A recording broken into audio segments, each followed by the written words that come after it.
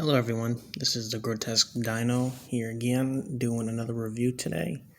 This review is going to be a bit different since I have two Pennsylvania Railroad T1s made by Broadway Limited Imports.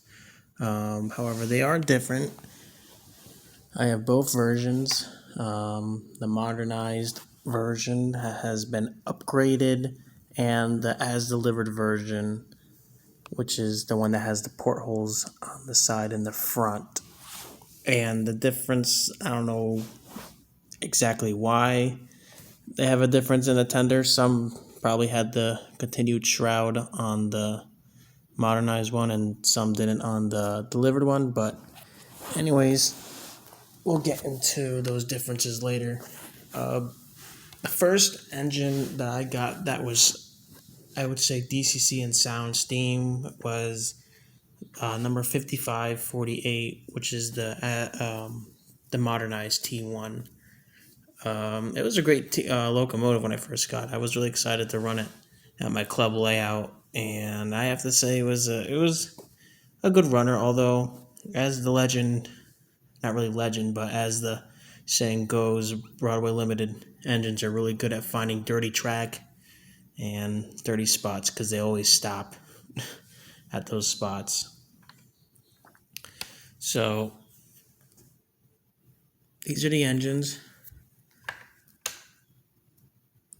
As you can see, there's the bell on the modernized one. As you can see it on the porthole one. I'm not sure if the bell's still over there. It's probably inside the behind the keystone in the front of this engine.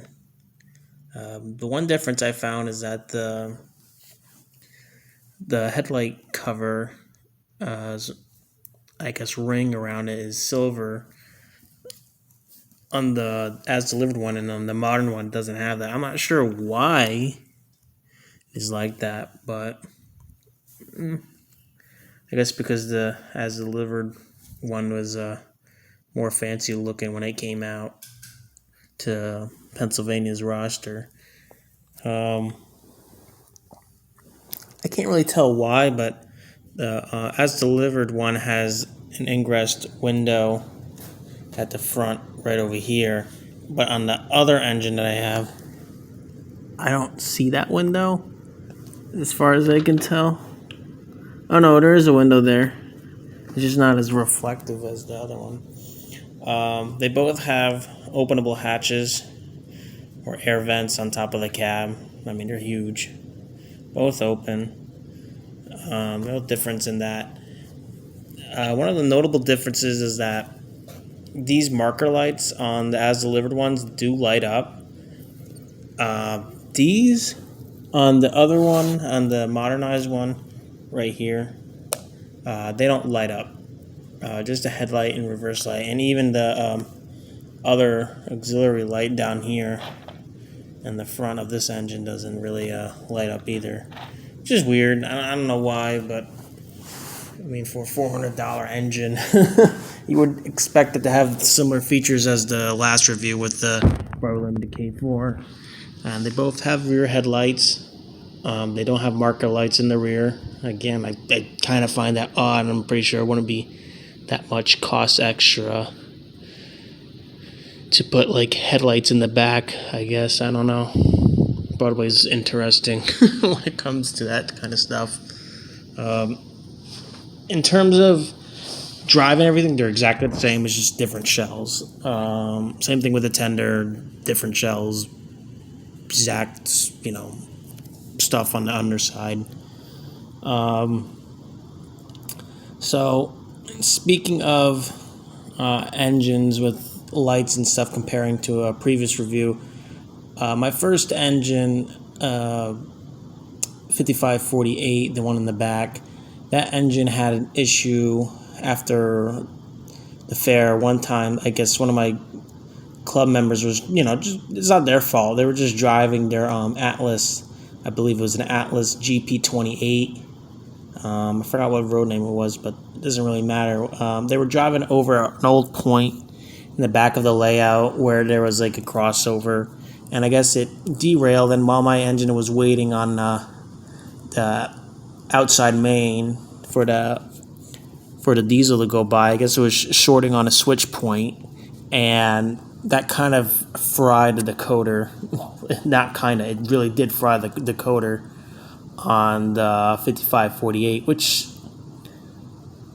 yeah, it's really dumb that decoders can fry like this and they don't have enough protection system or something like that. I mean, even if there's a short, there should be like some sort of like automatic switch that detects a short, kind of like how a transformer does for like, if anybody knows MTH's Z1000 transformer, if there's like a short on the track, it will literally just turn off to protect the electronics of the DCS.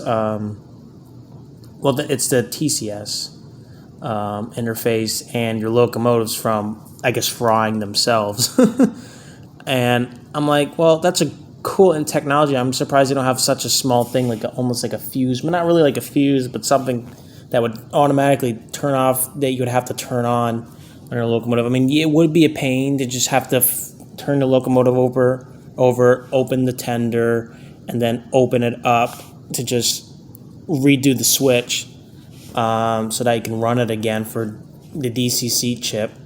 But I think it would save, the customer a lot of money and time and hassle and anger just to have to ship it out to Broadway Limited so that they can, I guess, just fix it, obviously. But I understand they have a repair service and it's cool and all, so you don't have to just throw away these engines. But when it comes to just like the reliability and the ruggedness, these things are not that really rugged.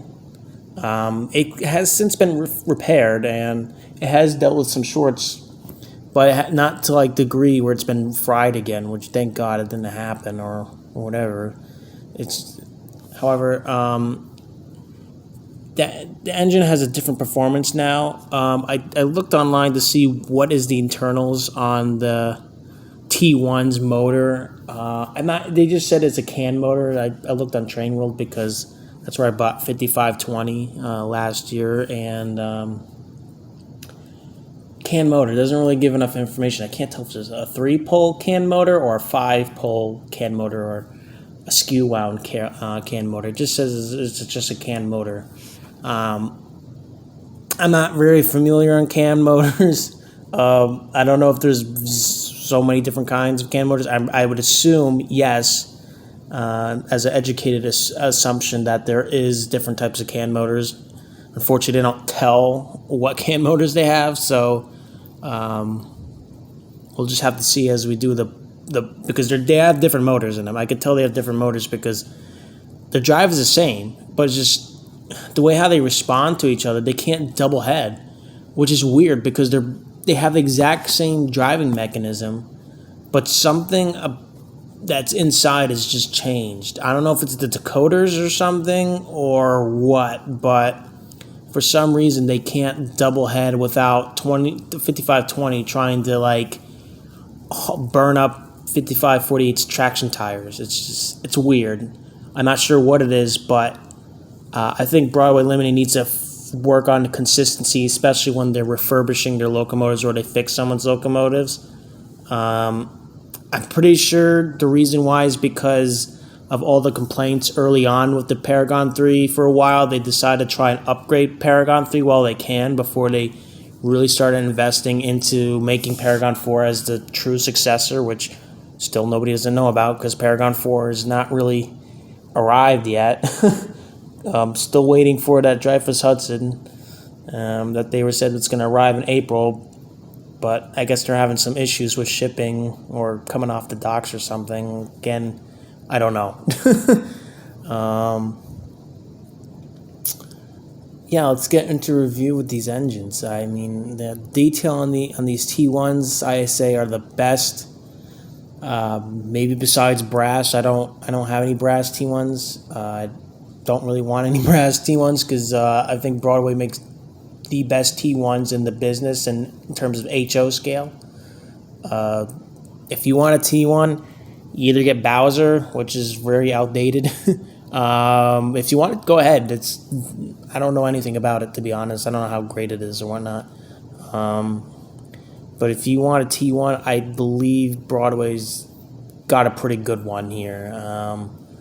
In terms of performance, Paragon 3 is going to just be, the bug biting your ass. I mean, it's just, the decoder just, I don't know what it is. I've heard from some people that they are just power hungry, like decoders that just take in too much amperage or something, and sometimes the slightest dirty track can just like make them shut down, and it's just, oh my gosh, don't ever do that again, Broadway. Please don't ever do anything like that again.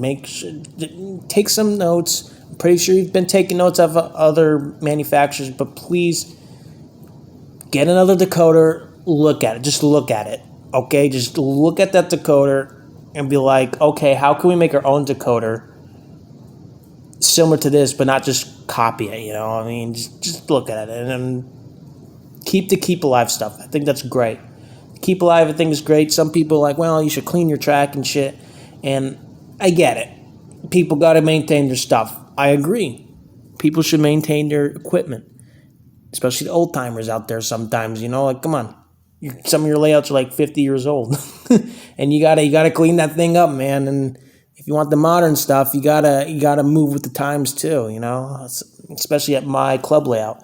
Some of that stuff is like 40 years old on the layout, and it needs an overhaul. That place needs an overhaul. But yes, in terms of detail, again, these are really great T1s. I argue they're the best T1s out there. They don't have the two prototype ones out there. I know there's some brass companies out there that have the prototypes, 6000, 6001, but I'm not gonna buy those. I already got my T1s. I'm only gonna get two unless they make 5550 in the future, which I will definitely get, because 5550 is gonna be a real T1. So 3 T1s, yeah, already 2 T1s. It's crazy enough as it sounds already, but hey, this is my favorite steam engine.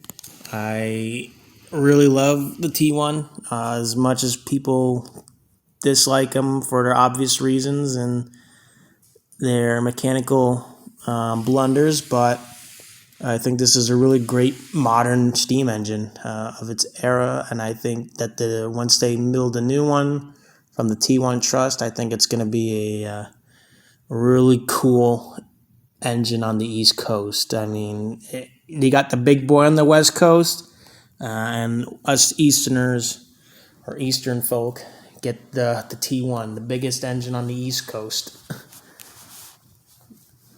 I mean, the T1's pretty much almost the same length as a big boy, which is going to be amazing seeing it in person one day. So I got the booklet out right here, just your typical Broadway Limited Paragon 3 Rolling Thunder, operator's manual. Again, this product is not for children, guys. Come on. You play Legos. I mean, yeah, Legos is not really just for kids. I've seen people who use Legos for all the other stuff, but this kind of stuff is really for, the adults. Kids can like it too, but, you've got to really train your kid to understand the importance of being careful with this kind of stuff, because, this stuff's really breakable. I mean, yeah, they have die-cast chassis, but they can shatter, because I've heard stories about locomotives dropping at my club off the table, and yeah, it's not great. On page 12, again, we're going to be going through these functions, and we're going to see these engines run. I will not use the smoke again. I know people like the smoke. I like the smoke too, but well, not for my lungs, obviously. But yeah, the smoke's pretty cool, but again, it's a gimmick, and I have to constantly refill it, and have to make sure I don't break or melt my smokestack, which people have been having with those Ys, 6s, and those what are they, Class A's? I don't know, Norfolk Southern. Not duplexes. They're not duplexes. Oh my God, articulated. So we'll start with 55, 48, Let me put my phone down since this, unlike the last review, you need two hands with this engine. It's huge.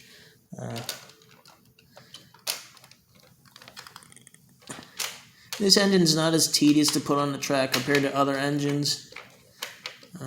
Although the four-wheel bogie for the tender, well, no, not the four-wheel, I mean the four-axle, eight-wheel bogie for the tender is kind of a tedious thing. This engine, again, requires a minimum of 22 inches. I prefer a lot wider. We're just going to run with the caboose today. I know I got some passenger cars, which would be more appropriate, but I don't know. I don't feel like putting the passenger cars on the track today. All right, let's start it up. I currently have 3, 4, and 7 on. Oh, no, that's from my previous engine. I'm sorry. Oh, my gosh, I'm not prepared. Oh, well. Okay, well, we got 3, 4, 5, 6, and 7 activated, so... I know I have 7 on to keep the smoke from going on, but who knows, I might have taken off the smoke already with the switch. Alright, it's not on, that's good. Let's start it up by pressing F9. Earlier sounds of the Paragon 3 for steam.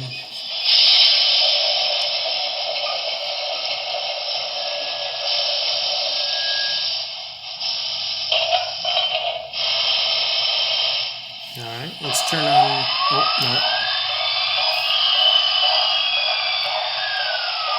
I never understood why it turned on the dynamo and then turned it off, even though I have 0. I think they should probably fix that for Paragon 4. It's like, hey, don't even automatically turn on the light. So I'm going to press F0 to turn on the headlight.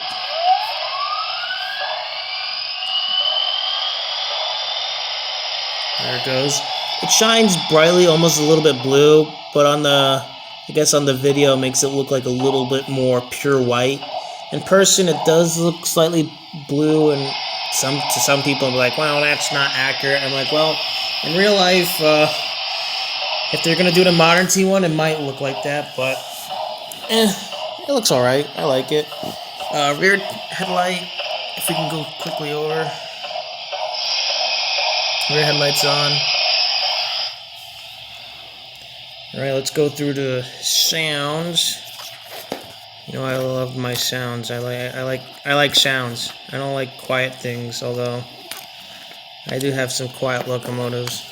I like sounds because, you know, realism, you know? I feel if something's alive, not just quiet. The silence. It's like an animal being stuck at home all day and it's quiet. It needs something to do sounds. Anyways, F1's the bell.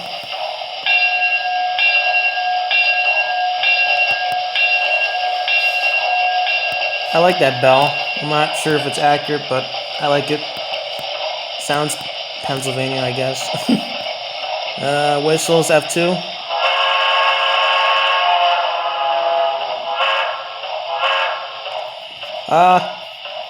Not sure. I like the whistle. I like the default whistle. When I got this engine, I was like, wow, this is a really great whistle. I really like how it sounds.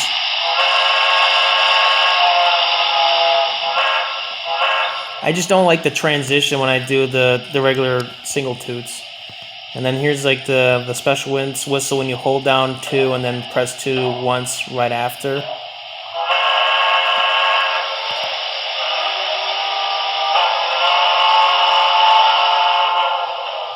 It does sound like the T1's third chime. To be honest, out of all the Pennsylvania whistles, the best 3 chime is the T1's 3 chime. In my opinion, it's hands down the best sounding 3 chime whistle. It's a great whistle. Although I'm not sure if Broadway got it close enough, but when I do that special whistle, it does sound a lot like it. F3 is coupler slack. I already have that. F4 is air pump. It does that from time to time. F5 is when stop blowdown. So it does the blowdown automatically from time to time. F6 when stopped water fills. So it does that when the engine stops after I do a long run with it. And F7 smoke on and off. I'm not going to do smoke, but why not? Let's see if there's some smoke. There's some smoke. Just do a little bit. It doesn't go through both holes sometimes, but that's okay. It's pretty cool. I'm going to turn it off. I might as well get that mega steam later on if I want to do more smoke stuff. I mean, it's cool when you do it, but you don't really want to do it that much. F8's mute, which, yeah, I'll do it. There you go. Now it's muted. I'm going to put the mute off. Startup shutdown was F9. Yeah, when we get to the junction, we'll have to make a switch. We've got 2 engines set off there, so I'm not sure if we'll clear that circuit or not. Okay, all right, good deal, good deal. That was F15 with the freight announcements. I usually have that on. Although when I have F15, it sounds more like the time that they had the 1950s. I don't know. I prefer F15. F14's pretty good too. I mean, it's passenger announcements, but we'll get to that in a bit. I'm not gonna do F10. I don't know why. I just don't like it. For some reason, on my Digitrax Zephyr controller, it just shuts off the engine. So I'm not gonna do that. F11's water injectors.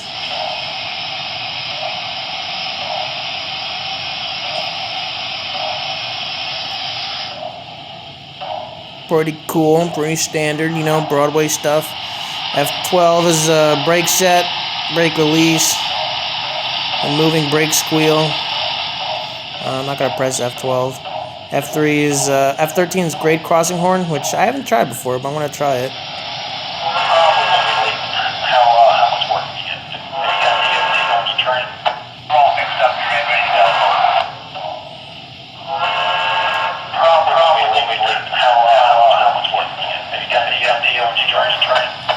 F13 is pretty cool.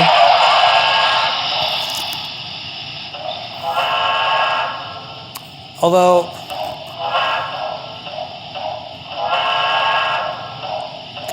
issue I have at F13, it doesn't sound special. It just sounds like somebody doing a record of F2. Nah,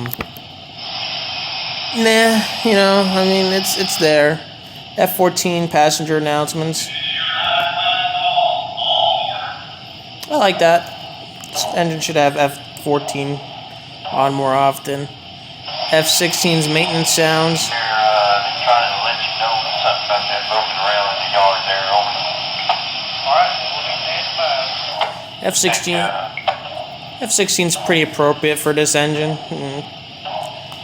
It's a modern steam engine. We got F17 radio sounds. That's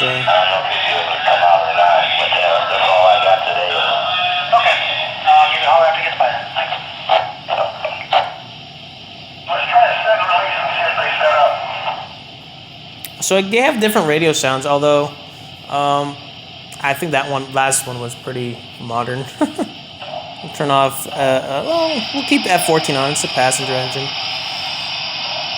F18 city-related radio chatter.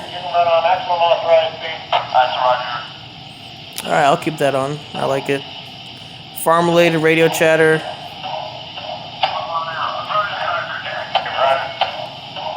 Alright. I couldn't understand it just like the last time.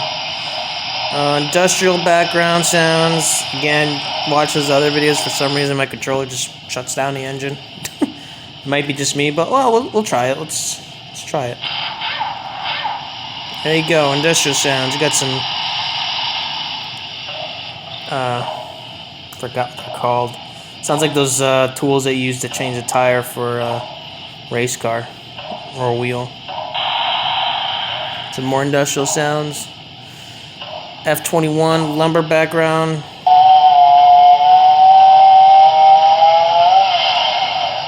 For some reason, it sounds like an angry bee at first, but then it sounds like, you know, somebody using a chainsaw. F22 is toggle to second horn, and we'll go back to 2.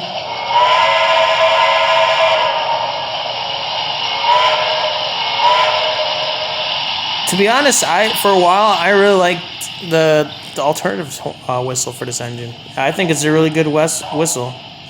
We're going to do the special whistle by, again, holding down F2 and then pressing F2 really fast right after.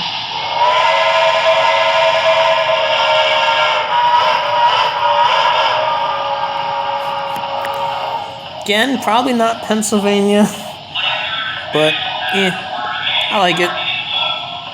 I don't know, I personally prefer it over the normal whistle because the transition between the long toot and then the short toots is pretty good. I don't know why the 3 chime was a difficult one, but I still like the 3 chime. 3 chime's pretty good. It's just that they did a better job with the alternative one, which is not really Pennsylvania. We got some track sounds for F23, which we'll probably do when it runs. F24 is auxiliary light control. I do not see anything happening. Nope, no auxiliary light controls. I thought I was like, maybe that headlight in the grill in the front will work, but I guess not really. This is a shame. So I'll turn it off. F25's long whistle.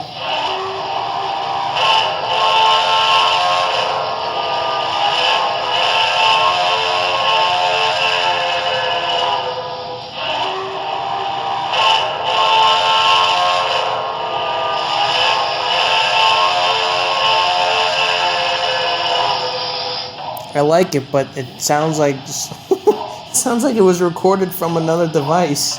I like it. It sounds like a PRR T1 whistle, but the problem is that quality of that sound, though. Oh my gosh, it sounded like somebody was recording from the computer. Sorry about that.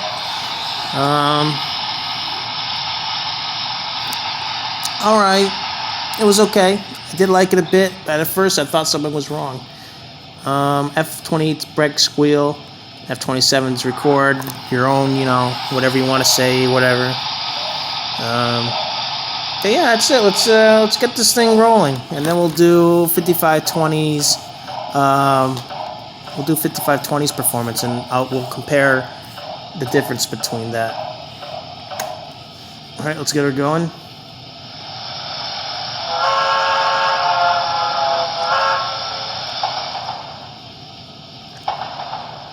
Oh, there we go. I don't know why I hear the clickety-clack when the thing's not moving.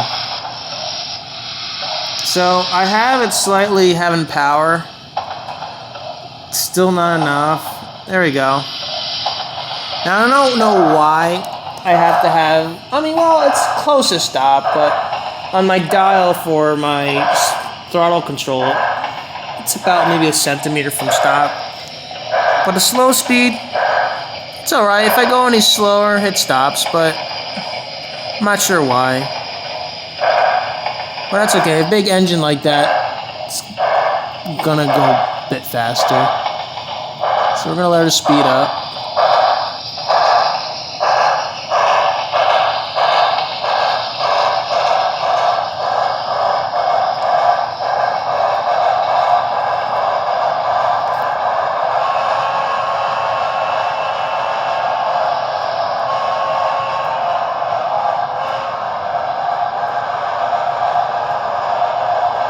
Let's get her going to speed, passing 1 on the dial. I really like seeing that out of sync movement with the T1s.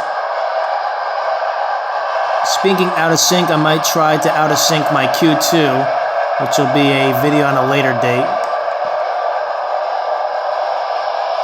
So it's out of view. We're going to put the dial up to 3.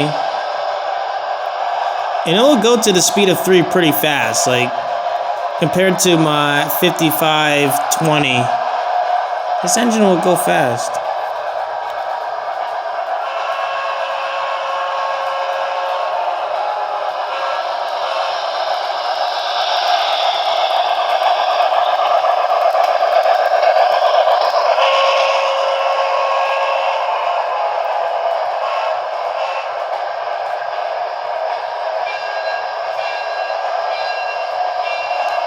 Let's see. Let's get her up to speed.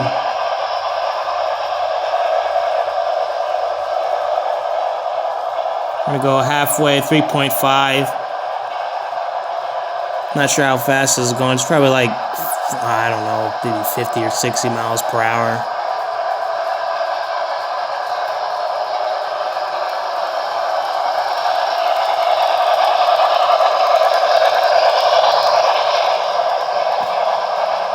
And that's hauling.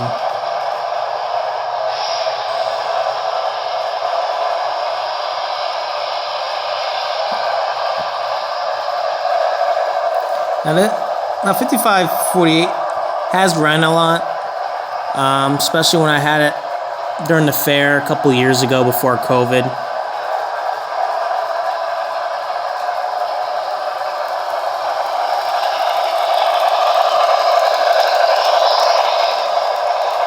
I'm going at 4 right now on the dial.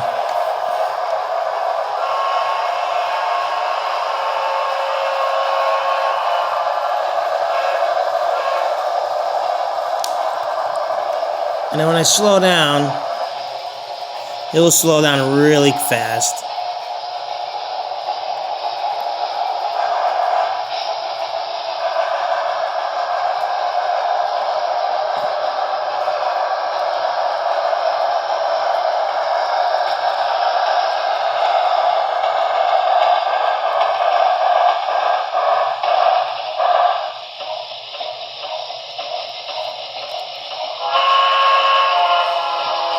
And then that's the running for 5548. It does go in reverse.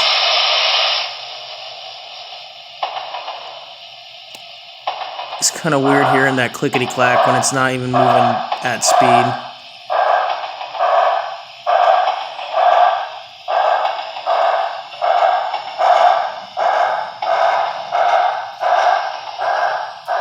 It's a really nice engine. I really like these T1s. Although it did suck that one time that Dakota got fried over a diesel having a problem going over to the switch point. It's a good engine. They did a good job repairing this after I got it serviced after 11 weeks. I understand the long time that it takes, even though I live not that very far. I would say a couple hours I live from their headquarters down in Ormond Beach, Florida. So yeah, it's kind of sucks that it took 11 weeks. But when I got back, I was excited to get it running again, and it runs great. It really does. It just sucks that I can't double head it with 5520, which T1's double heading is a sight to behold. It really is. It's really cool seeing. I wanted to do like where this one's facing backwards and this one's facing forward. It would look weird, but it would be interesting. It's like a steam locomotive European high-speed train if they did that. All right, so we're gonna